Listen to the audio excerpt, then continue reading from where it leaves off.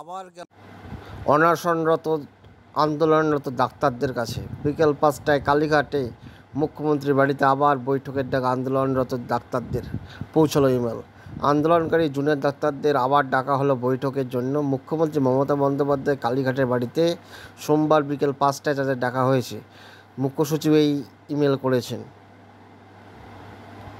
আন্দোলনকারী জুনিয়র ডাক্তারদের আবার ডাকা হলো বৈঠকের জন্য।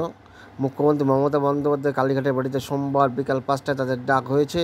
এই মর্মে মুখ্য সচিব মানস পান জুনিয়র ডাক্তারদের ইমেল করেছেন।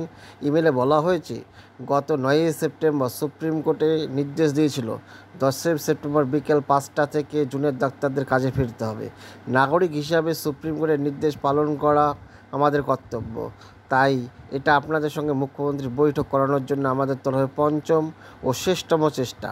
খোলা মনে আলোচনার জন্য কালীঘাটে মুখ্যমন্ত্রীর বাড়িতে আপনাদের আমন্ত্রণ জানাচ্ছি। আমরা বিশ্বাস করি সুচিন্তার জয় হবেই।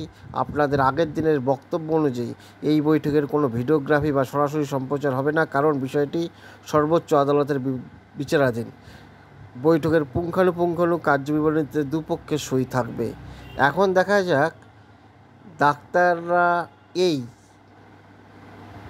ইমেলের উত্তর কী দেয়, এবং জুনিয়র ডাক্তাররা এর আগের দিন যে শর্ত নিয়ে বৈঠক গিয়েছিল সেই শর্ত না মানার জন্য বৈঠক হয়নি।